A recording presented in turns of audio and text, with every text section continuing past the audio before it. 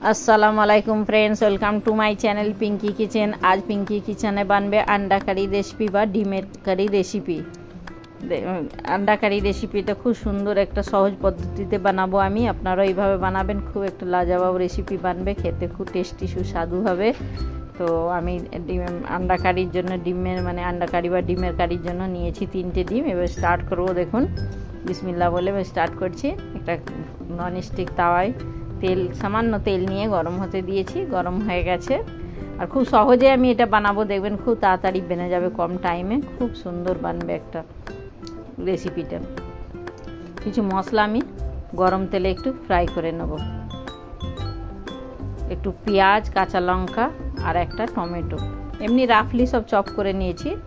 एगुलो एकटु गरम करे नेब, तावाय भेजे नेब, तेले ढेले नेब। एके भाजा हो गेले ढेले ठंडा करे नेब। ठंडा करे एकटु मिक्सारे पेस्ट बानाबो। एकटु मिक्सारे पेस्ट बानाबार जन्य एगुलो दिए देबो एबं दई दिए देबो। 2 থেকে 3 চামচ दई देबो। सामान्य लवण देबो, लवण दिले पेस्टटा भालो स्मूथ बाने, सेई जन्य लवण दिए बानाबेन, भालो पेस्ट बानबे। देखुन पेस्ट बने गेছে। एदिके आमी डिमगुलोके सिद्ध करे, डिम बा आंडा दुटोई बुझे जाबेन आपनारा, दुटोई बोलছি, सिद्ध करे छाड़िए निয়েছি এবং একটু লাল করে নেব কড়াই। ওই ননস্টিক তাওয়াতে আমি আবার দিয়ে দেবো একটু সামান্য তেল দিয়ে এগুলো লাল লাল করে ভেজে নেব।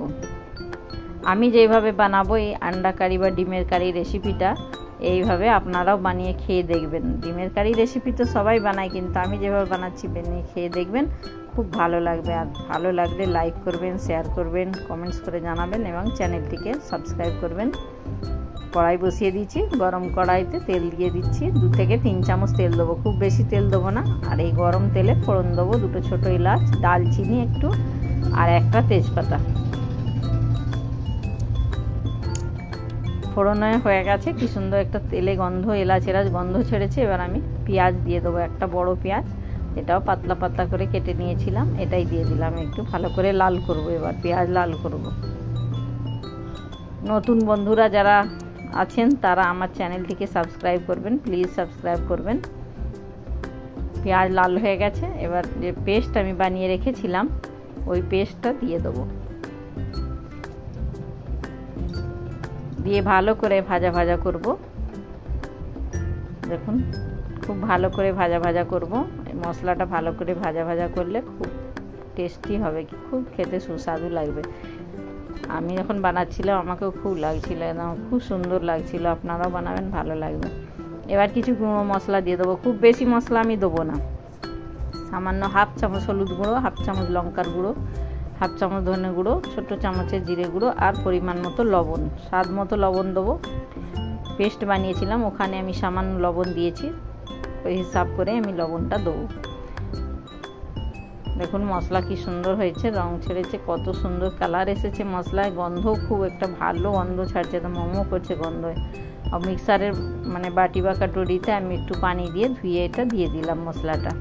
মশলাটা আর ফেলবো না, এতেই দিয়ে দিলাম, কাজে লেগে যাবে। এবার ভালো করে কষা করব। মশলা খুব সুন্দর লাগছে, কষা খুব ভালো হচ্ছে, তেল সেপারেট হচ্ছে মশলা থেকে। একটু গরম মশলা পাউডার দিয়ে দেবো, ছোট্ট চামচের, একদম ছোট্ট চামচের 1 চামচ দিলাম গরম মশলা পাউডার। আর দিয়ে দেবো এখানে আদা রসুন পেস্ট, এটা ছোট চামচের 1 চামচ দিয়েছি। এটা দিয়েও ভালো করে মশলাটা কষা করব। আদা রসুনের গন্ধটা চলে যাবে, যতক্ষণ না যায় ততক্ষণ কষা করব। এখন কষা হয়ে গেছে, খুব সুন্দর লাগছে, রং খুব সুন্দর ছেড়েছে, তেল সেপারেট হয়ে গেছে। এবার আমি পানি দেবো, সামান্য পানি দিয়ে কষবো। একটু পানি দিয়ে কষে একটা কাঁচা লঙ্কা দেবো, যেহেতু আমি মশলায় 2টো কাঁচা লঙ্কা দিয়ে পেস্ট বানিয়েছি এবং লঙ্কার গুঁড়ো দিয়েছি। আপনারা যদি বেশি স্পাইসি খেতে চান দিতে পারেন, আমি কম স্পাইসি খাবো তাই আমি কাঁচা লঙ্কা একটাই দিলাম। দেখুন কি সুন্দর কালার এসছে মশলার, কি ভালো লাগছে, একদম ট্রেডিশনাল অথেন্টিক লাগছে, খুব ভালো লাগছে। কষা করা হয়ে গেছে, এবার আমি পানি দেবো।